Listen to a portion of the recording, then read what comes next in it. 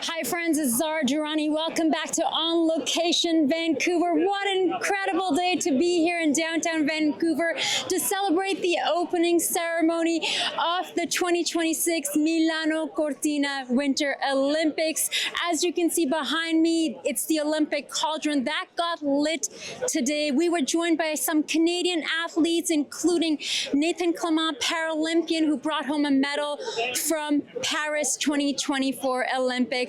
From community energy to Canadian pride, we're here to capture what this flame represents and hear from the people gathered to mark the moment. Let's go see who's here. Thank you for coming today. My name is Craig Leto. I'm the General Manager here at the Vancouver Convention Centre.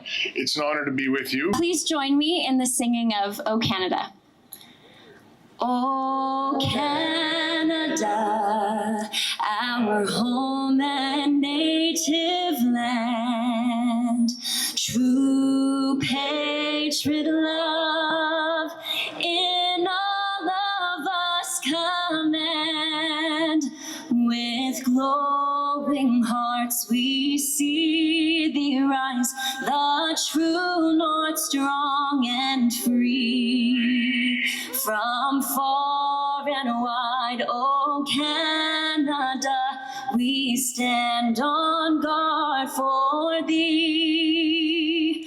God, keep our land glorious and free. O Canada, we stand on guard for thee. O Canada, we stand on guard for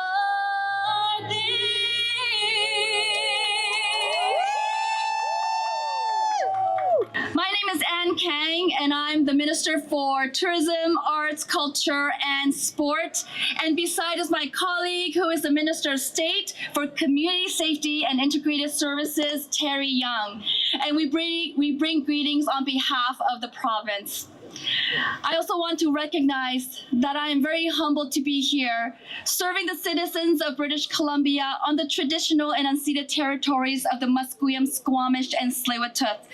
And I do want to be also very grateful to Wilson Williams for your gracious welcome and starting us off in a good way, so inspired to be reminded what we are as British Columbians and to be sharing the torch today.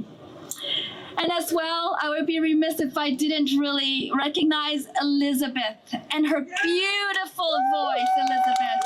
Thank you. I love how you sang, "O Canada," and tears came to my heart and my eyes. I am proud to be a Canadian and to be able to serve here. Both an elite athlete and a Whistler resident, Mercedes continues to inspire community on and off the snow. Mercedes. Thank you, and thank you all for coming out today. We really appreciate it. What a view.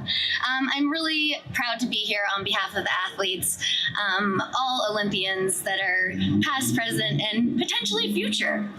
I just want to say this flame is more than just fire. It's a symbol of hope, courage, and possibility. Burning for every athlete chasing a dream and every Canadian standing behind them. We're gathered here at the Cauldron to celebrate what the Olympics are truly about: excellence, friendship, and respect. Excellence is every early morning training session, every setback turned into a comeback, and every athlete who dares to believe they belong on the world stage. Friendship is what happens when sport brings us together across provinces, across borders, and across generations. And respect. It's at the heart of it all. Respect for the journey, for the competition, as well as for one another. And this is only the beginning. Be sure to come back right here, Sunday and Monday, because there'll be a fan fest. Come here to cheer, celebrate, get inspired, and share unforgettable moments with fellow fans and Olympians right here in Vancouver.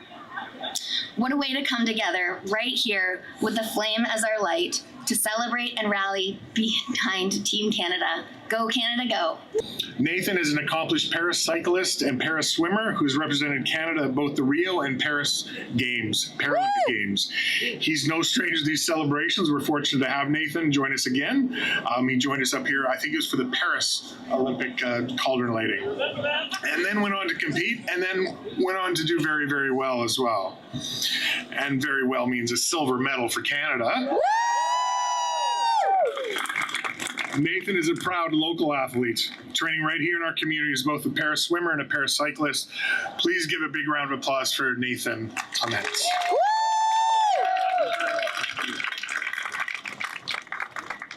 Thank you, everyone, coming out today. Give yourself a round of applause for coming out.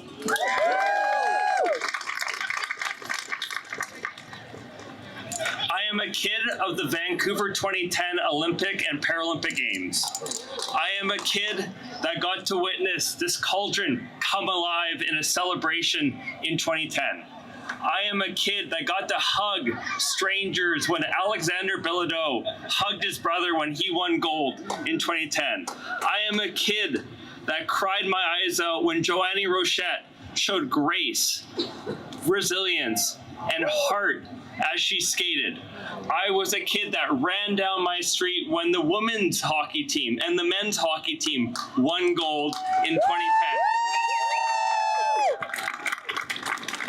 I am a kid that witnessed the greatness of Lauren Wollstonecroft, Brian McKeever, and Ina Forrest lead the curling team to gold in the Paralympics. And I am a kid that witnessed the 2010 Olympics and Paralympics and got inspired. I was a kid that saw these leaders, these heroes, and these people give an opportunity to Vancouver, to British Columbia, to Canada to celebrate what it means to be Canadian. And because of that, I could chase my dream. And as I chased my dream, I saw the strength of this country. I saw the strength of this community from, as a cyclist, mechanics, coaches, community members, my family, and everyone in between. Because to be an Olympian, to be a player Olympian, it takes a city. It takes a province, it takes a country, and so many people here, so many selfless sacrifices lead the way to the games for us athletes. So for the kids in the crowd today, dream high, dream big, chase your goals. Thank you for having me here, and on three, let's yell, go Canada, go. 1, 2, 3, go Canada, go! Thank you. We're standing here under the heat of the Olympic cauldron. What an exciting time to be here in Vancouver. What message would you like to give to Team Canada athletes in Milano right now? Oh man, well, you're in Italy, so you got the best food in the world. You got some of the most beautiful cities, piazzas, architecture, fashion, everything is there. The best of the best, made in Italy. You guys have it all right now. Well, I could certainly ask you for a couple of travel tips for Milano because I get to go there, and you're here with the Italian Cultural Center. So you speak Italian as well. We had an opportunity to listen to some of that.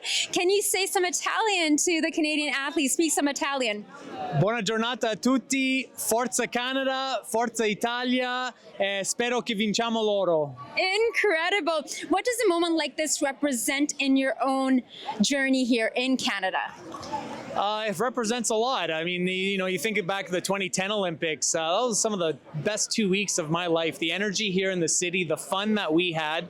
Sometimes Vancouver can get a bit of a no fun reputation, but those 2 weeks taught us a lot. We grew a lot, and I'm hoping we can continue down that path with the World Cup. So we got to have more fun in this city, and things like the Olympics, the World Cup really brings it on. Incredible time to be here in Canada, to be in Vancouver. I'm not sure if you had the opportunity to get some snippets or watch any of the opening ceremony taking place today. There was some extra loud cheering for Team Canada. Did you notice that? I did. I was actually quite impressed with how many Canadian athletes qualified. We had the second most athletes in the world, right up behind the U.S. with 380 million people, and us with our 40 million, and then third, the host country, Italy. So yeah, it was incredible to see how well Italy or Canada qualified in for the Olympics. And apparently it is the same exact number, which I believe is 206 or 204 as in the 2010 Olympics. So we're hoping that we're going to sweep the medals again this time. Right. Lastly, what advice when it comes to food would you give to our Team Canada athletes? Well, you're in Italy, so it's easy to get the good stuff.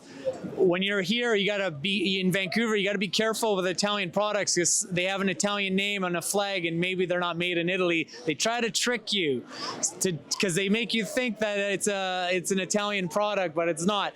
So if you're over there, you're pretty safe. You're gonna have good food wherever you go, so you'll be okay. It is made in Italy for sure. Now, other than grazie mille and ciao bello, I don't really know any other Italian. I need to brush up on my Italian. What should I learn? Well, you can say ciao amore, or you Oh. can say arrivederci, And buongiorno. buongiorno, bellissima, come stai? Okay, I will just move along in Milano like that. Now, at the Italian Cultural Center in Vancouver, will you be having any screenings of any of Yes, of course. So we have our Osteria al Centro. It's our new restaurant with only authentic Italian products and ingredients. And we have a lot of TVs, and we'll be showing the Olympics and Paralympics throughout the entire games. Incredible. And we'll be cheering both Team Canada and Team Italy? Of course, of course. Incredible. Well, thank you so much.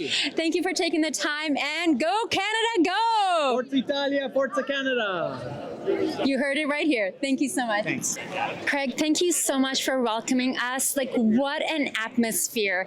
I'm buzzing right now. It's great. We do this. It's a little bit of a tradition that we keep pulling forward from 2010, and we've had great crowds every single time, but this one feels a little special today too. So It really does. And everyone came. We had beautiful weather. It's interesting because it's the Winter Olympics. And, you know, I was in Paris for the... Summer Games? Yes. And it was pouring that day. I got poured on for the opening ceremony. Yeah, great. No, we've been blessed with great weather today and a great turnout of crowd. And there's a lot of people that have been down here quite a few times for these lightings, and they just love the atmosphere and they love the tradition that we're trying to carry forward. A little bit of a spark to Canadiana, a spark to BC, a spark to Vancouver, and the memories that 2010 brought us. It was great to see a lot of folks really dressed up, you know, like myself, because if you can't tell, I'm really supporting Team Canada. Awesome. Now, what does today's Olympic Cauldron lighting mean for Vancouver and for Canada? Well, like I said, it's a bit of a pull forward from the past, a little bit of tradition, a little bit of reminding ourselves the way we felt and the way we were in 2010. And if you were on the streets of this city in 2010, or on the streets of downtown Toronto or Winnipeg or Calgary, we worked really hard as part of the Olympic Committee to make sure these were Canada's games. So this is a little feeling to that, to remind us of what that felt like and what it meant. And certainly the power in the collective is super important. And I think that's one of the lessons of sport for us. Sport is a great collector of people, and that's what the Olympic movement does. And we've got a strong symbol in our city. So to revere that symbol every once in a while, I think is really important. Incredible unity. You know, when you see those circles, it was my first time really experiencing in Paris. I had the opportunity to visit the Olympic Village, eat some of their food. You know, as press, I was not supposed to, but I did get to try the chocolate muffins.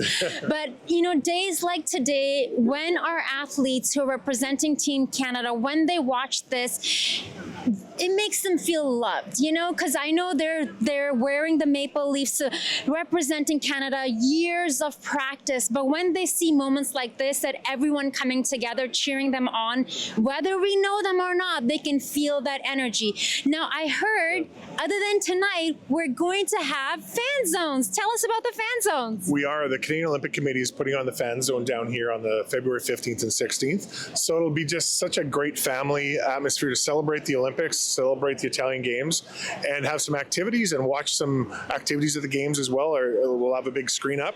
So I'm so glad we're doing that. They're doing it in the major cities in Canada. And of course, they had to come here as well. And we're just so proud to have them here on the Jack Pool Plaza. And I just think it's about the athletes more than anything else. We've never lit this Cauldron without an athlete present, and hopefully we'll never do that without an athlete, because these are our heroes. This is what brings us together. This is who we want to celebrate, and just celebrate their successes and their journeys through their Olympics. Incredible. What would you like to say to the athletes watching right now? Oh God, good luck. Go Canada, go. Do your very best. Compete at your very hardest. That's all that matters to Canada. It's not about absolute final results. It's just about a collective and doing your very best, and that's a hero for me. Indeed. Well, let's say go Canada, go on 1, 2, 3. Ready? 1, 2, 3. Go Canada, go! Woo!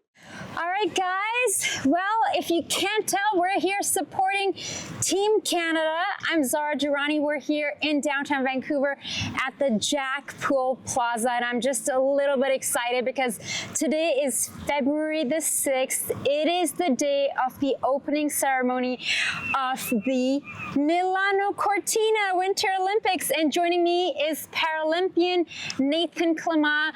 Nathan, thank you so much. This is your third time with us. Thank you, Zara. It's amazing being here and being back at Jack Pool Plaza. It's such an amazing day. The athletes have already come into the stadium and the games are underway. It's crazy to say that. We've had wheelchair curling go on, snowboarding, skiing happen already, and now it's just the next month and a half of sport. It's just absolutely incredible right now. So Nathan, it's so exciting to be here with you. So much has happened in your life since you got back from Paris 2024 Olympics. As we've discussed before, Nathan brought home a medal, and you have been busy. So catch us up, because I've been keeping in touch with you and your adventures through social media. So much has happened since Paris. I've been so fortunate. After Paris and the medal, I was able to go to certain events across the country, which allowed me the opportunity to meet some people through the Canadian broadcasting channel, CBC.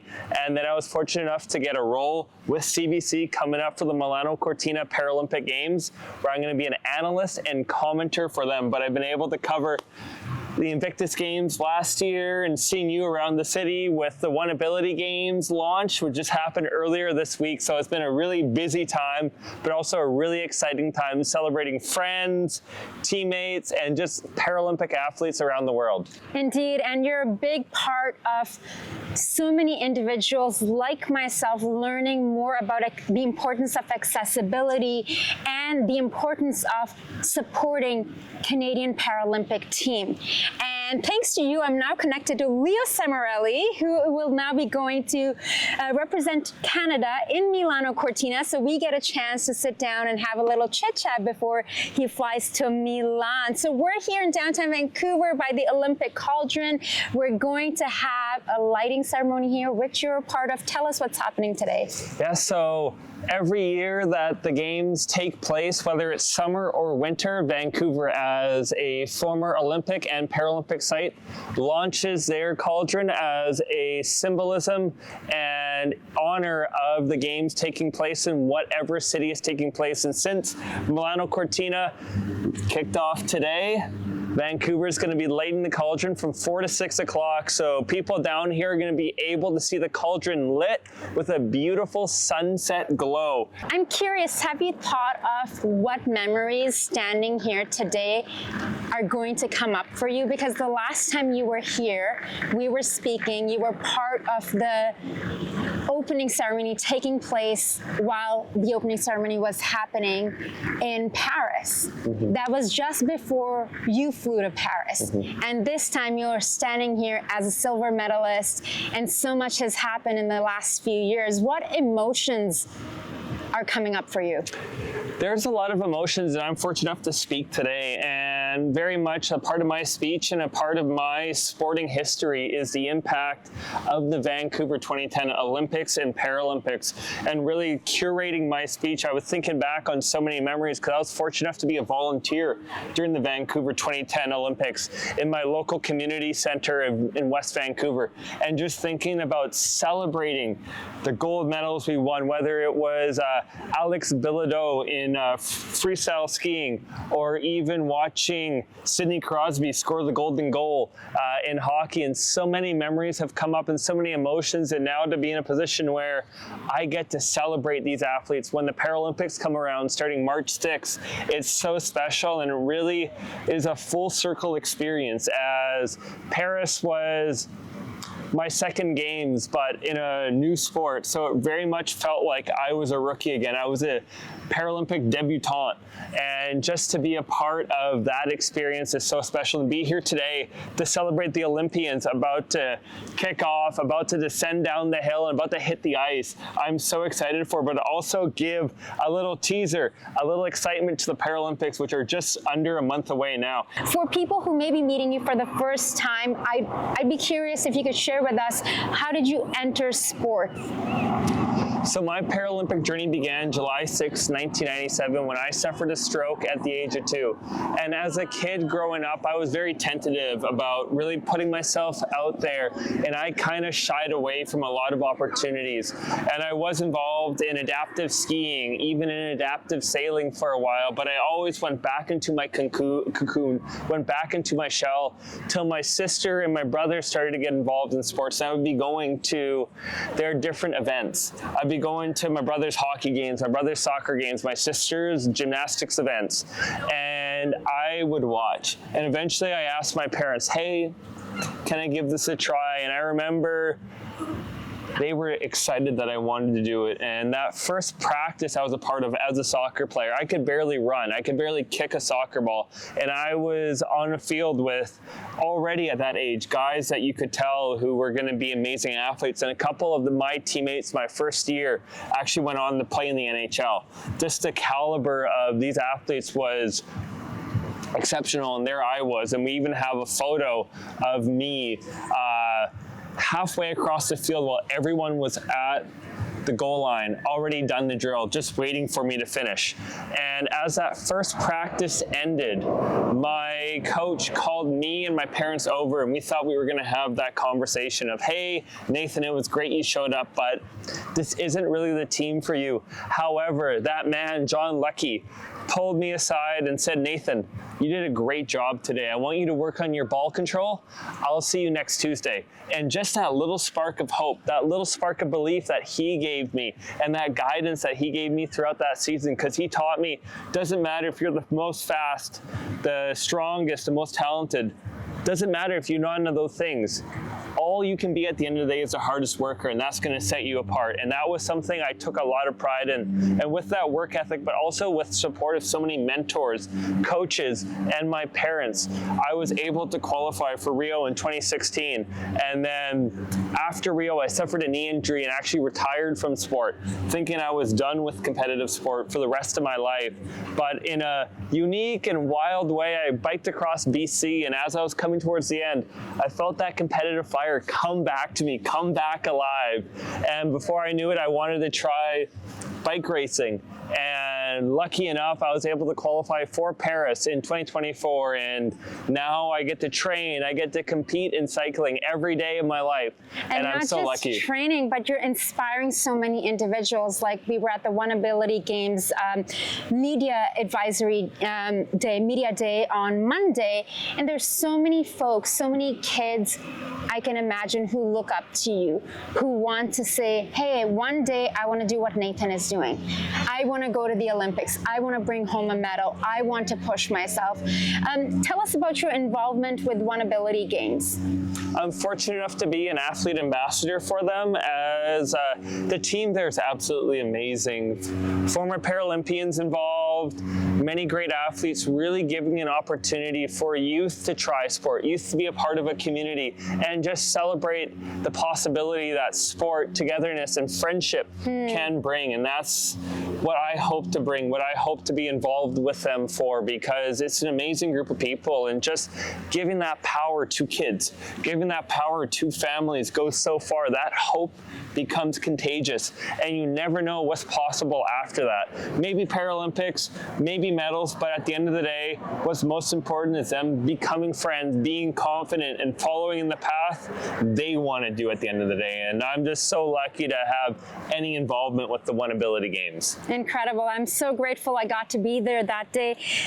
I really feel like you're on a mission. Like, this seems like sport feels like more than just sport, more like purpose. Would you say that's correct?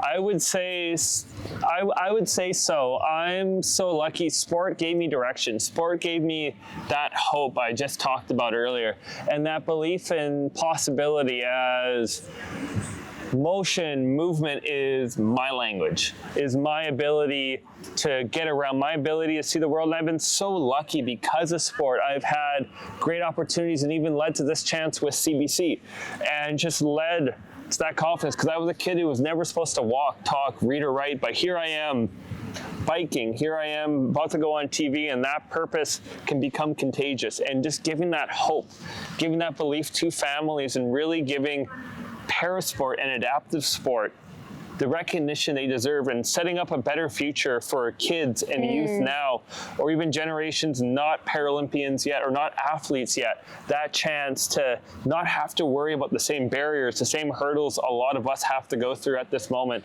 I feel it's a huge purpose, because sport can change community. Sport can change dialogue. Sport can really bring countries together, and that's what I hope to do at the end of the day. Just be one small piece, because so many athletes before me have made those selfless sacrifices, and now it's my turn to pass that baton on for that next generation. Beautiful, so well said, and a true inspiration. I remember from our very first conversation, the first time we did the interview, when our sound was off and we had to do, I got really emotional hearing your story and to see what you've been able to accomplish. I know we're going to be getting started over here soon. What's something the public doesn't know about the discipline or mental strength? I know you've talked about the lack of sleep, the hours training, the injuries, and you know, these folks, because there's so many years of practice and support from community, the coaches, family, neighbors, everyone cheering you on, but also that pressure that you carry on your back, knowing that your entire country is watching as you're out there performing. What do you think the public is not aware of high performance athletes who are competing at the level of the Olympics? I think one of the greatest things about a lot of Olympic and Paralympic athletes is the humility that they have. Like, you've been fortunate enough to interview a bunch of athletes, and I've gotten to know a lot of Olympians, Paralympians, especially Olympians who are walking into stadiums today for the opening ceremonies, and just that grace that they have too, because you can see there's a burning fire beneath them, whether it's a chip on their shoulder or just that heart, that determination. And so many athletes go through so much. The financial burdens, the financial stress of being an athlete in Canada.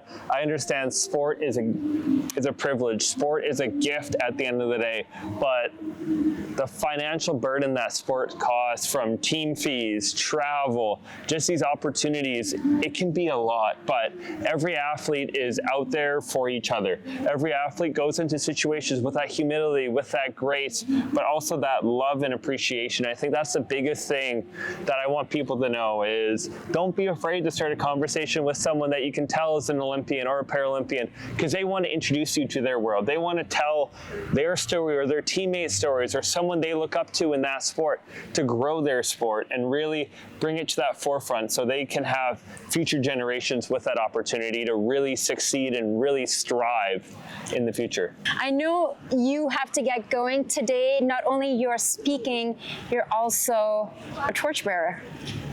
Yeah. I was a torchbearer in the Vancouver 2010 Paralympics, but I'm going to be able to speak today and celebrate our Canadian athletes and everyone that we are going to be cheering hard for these next 2 weeks, but also when the Paralympics come around and we have 10 amazing days of sport in March. So I just can't wait to get going and can't wait to celebrate everyone for this month and next month. Me too. Nathan, before I let you go, I'd love to hear what you would like to say to a young person with disability watching this interview, watching this conversation right now. What words of encouragement would you give to them? Chase the dream, but most importantly, have fun. Sport is a gift. What we get to do now, whether you're a teenager, a young adult, just enjoy this time as an athlete and really take in these experiences.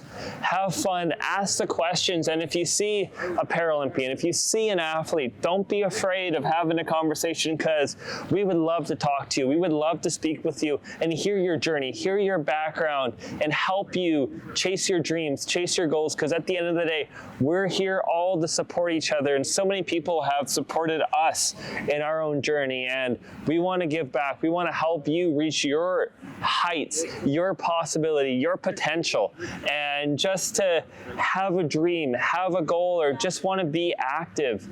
Follow it, chase it, don't worry what other people say, and just have fun. Just have fun at the end of the day. I love that. I love that, Nathan. Thank you so much. I'm so glad we get to do this today. And to call this place home. Look at those mountains. It's amazing. It's incredible. It's amazing right now. It's amazing right now. It's absolutely incredible. And I'm really grateful for your time. Thank you so much for joining us today. And I'm really excited to see you speak in front of the audience, to hear our national anthem. And thank you so much, Nathan. Truly appreciate your time. Thank you, Zara. Thank you, everyone, for tuning in. I'm your host, Zara Durrani, and you're watching On Location Vancouver, brought to you with the support of TELUS Story Hive. Thank you for joining us for this episode of On Location Vancouver. If you would like to be a guest on the show, please scan the QR code and someone from our team will be in touch. We'll see you soon.